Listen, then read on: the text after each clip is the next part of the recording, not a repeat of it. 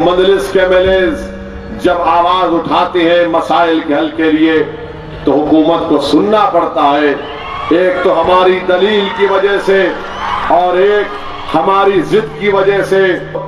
हमारे मुल्क की पार्लियामेंट गवाह है कि 540 की ऐवान है, इसमें मजलिस के सिर्फ 2 ही रुकने पार्लियामान मुंतखब होकर आते हैं। मगर मेरे भाई, ये अल्लाह का बड़ा फजल करम है कि 2 अरकान पार्लियामान है और जब कभी भी हम खड़े होकर तकरीर करते हैं तो अल्हम्दुलिल्लाह वक्त की हुक्मरान पार्टी के उनका कलेजा उनके मुंह में आ जाता है कि नहीं मालूम ये लोग अब क्या कहने वाले हैं। आप किसी को डरा रहे, किसी को ये बात बोल रहे, अरे मेरे भाई आप मजलिस को जानते क्यों नहीं है? अगर आप डराएंगे तो हम और आप पर हमला करेंगे।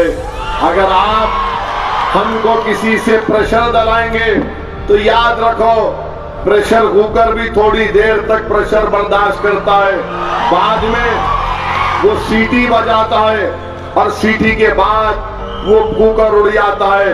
तो ये तुम्हारा प्रेशर, तुम्हारा ये डर, तुम्हारा ये लालच यहां पर मत करो, किसी और जगह पर करो जहां पर लोग तुम्हारी इन बातों को सुनकर शायद तुमसे राजी हो जाएं। मगर ये मनचलों की जमात है, ये दिलजलों की जमात है, ये दीवानों की जमात है, ये मजलूमों की जमात है, ये हुकूमतों से टकराने वालों की जमात है, ये जालिमों के जुल्म को खत्म करने वाली जमात है, ये मजलूमों की बेबाक आवाज है।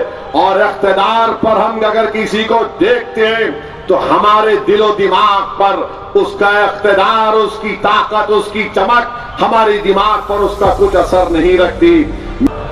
हम तो बीजेपी के खुले सियासी मुखालिफ थे और रहेंगे इंशाअल्लाह ताला। हम कभी जाकर बीजेपी के लोगों के साथ बैठकर फोटो भी नहीं लेते। और एक बात याद रखिए, मजलिस इत्तेहादुल मुस्लिमीन को, हमारे अरकान असेंबली की बात कर रहा हूं, इनको मिनिस्टर बनने का शौक नहीं है, इनको मिनिस्ट्री का कोई शौक नहीं है। और हम अपनी गाड़ियों पर वो लाल लाइट नहीं देखना चाहते जो टाई टाई टाई करती है, इससे हमको मतलब ही नहीं है। हमको मतलब क्या है कि आवाम के मसाइल हल हो। हमको मतलब यह है कि जब हम चीफ मिनिस्टर के पास जाएं तो चीफ मिनिस्टर इज्जत से हमको बिठाकर हमारी बात सुनते हैं और वो जानते हैं कि मजलिस कहां से आ रही है।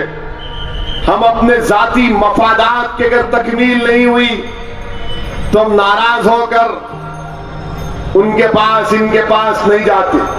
हमारा एक ही रास्ता है, सीधा रास्ता, जिसको हम क्या कहते हैं, सिराते मुस्तकीम, उसी रास्ते पर हम चलते हैं। और अगर हमारे रास्ते में कोई आकर बोलता है कि मुकाबला करना है तो हम ये कहते हैं प्यारे मुकाबला होगा, फिर मुकाबला होगा फिर, मगर बाद में इसके जो असरात मुरत्तिब होंगे, याद रखो जब मुकाबला होता तो असदुद्दीन ओवैसी कोई चीज को ना भूलता ना भुलाने देता।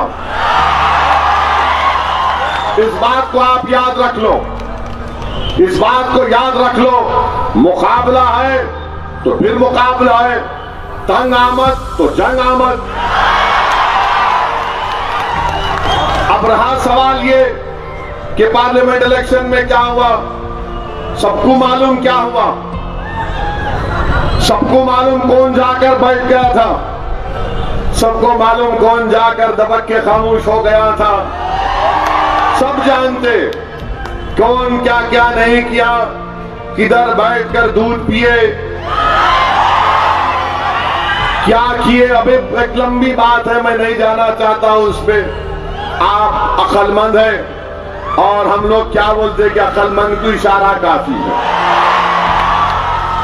तो मेरे अजीज दोस्तों और बुजुर्गों, मजलिस इत्तेहादुल मुस्लिमीन आपकी मताए अजीज है।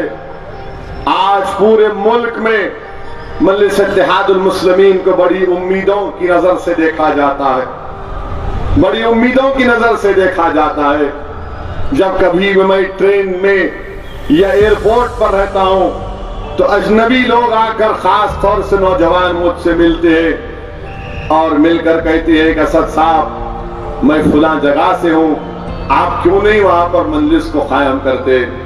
जब मैं उनसे कहता हूं कि जनाब इलेक्शन बड़े महंगे हो चुके हैं, बड़े खर्चे होते हैं, पैसे खर्चना पड़ता, तो बच्चा वो नौजवान या वो ज़ईफ बल्कि ख़वातीन तक अपने शौहरों के साथ मुझसे कहा कि असद साहब 70 साल से हमको यही चीज दे देकर धोखा दिया गया, अब हमको इसकी जरूरत नहीं है, हमको आपकी जैसी क़यादत की जरूरत है, हमको आपके पार्टी की जरूरत है।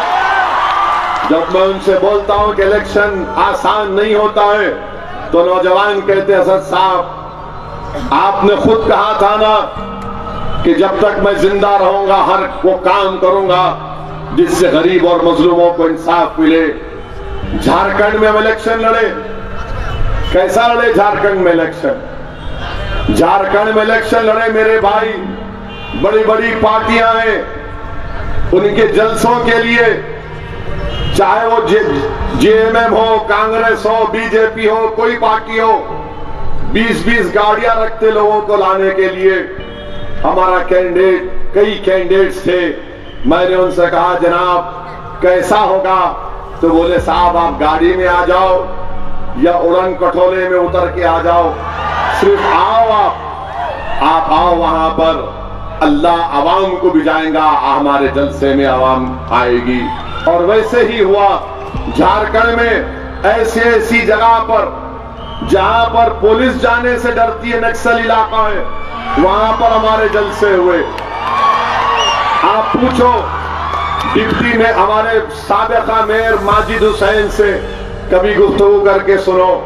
माजिद हुसैन जब झारखंड के उस नक्सल एरिया में गाड़ी में गए तो रास्ता तमाम माजिद ने मुझसे कहा कि 70 किलोमीटर 80 किलोमीटर तक झारखंड में कोई नजर नहीं आता मगरिब के बाद। एक जमाना ऐसा था यहां पर तेलंगाना में 70 किलोमीटर तक कोई नजर नहीं आया। और मजलिस के ये बहादुर सिपाही 3 लोग 4 लोग गाड़ी में अकेले जाते हैं, जलसा होता है गांव में, और सुबह में मैं आता हूं तो मेरे भाई कहां कहां से नहीं मालूम अल्लाह किस किस कैसे जरिए से अपनी बात को पहुंचा देता। उस इलेक्शन के जलसे में कभी कोई नहीं सोचा था वहां पर 3-3, 5-5 हजार के अवाम का इज़्दिहाम जमा हो जाता था। आज मजलिस को कामयाबी नहीं मिली, मगर इंशाअल्लाह ताला मुस्तकबिल में झारखंड में मिलेगी। 11 उम्मीदवार मजलिस के खड़ा किए गए थे, 1 से 11 तक मजलिस को 12,000 मिनिमम वोट मिले हर असेंबली सीट के ऊपर, और 29,000 मैक्सिमम वोट मिले। इसीलिए सब परेशान होते हैं, अरे ये दीवाना है, इसके साथ वाले उससे ज्यादा दीवाने हैं, ये किसी को सुनने वाले नहीं है, ये किसी को सुनने वाले नहीं है। जहां जहां झारखंड में लोग बोलते थे, मुझे किसी एक लीडर ने कहा, बल्कि बीजेपी के किसी एक लीडर ने कहा कि अगर ओवैसी आएगा यहां पर तो उसको वापस जाने नहीं देंगे। मैंने कहा माजिद पहले जलसा वहीं रखो, और जलसा वहीं हुआ। और इत्तेफाक से क्या हुआ कि जहां हम गए वहां पर मैंने कहा अब यहां तुम लोग पूरे तकरीर करो, मैं बैठता हूं, देखना चाह रहा हूं कौन है यह बाल खां। 1.5 घंटा बैठा रहा मैं। माजिद बोल रहे थे मजलिस के चलिए साहब, बोला नहीं तो बैठेंगे, अच्छी हवा आ रही यहां पे। जलसा हुआ और जलसे में मैंने कहा कि कहां है मिस्टर, आने नहीं दूंगा, आए तो जाने नहीं दूंगा। बोला बाबू ढिंगाना लेने नहीं आएंगे।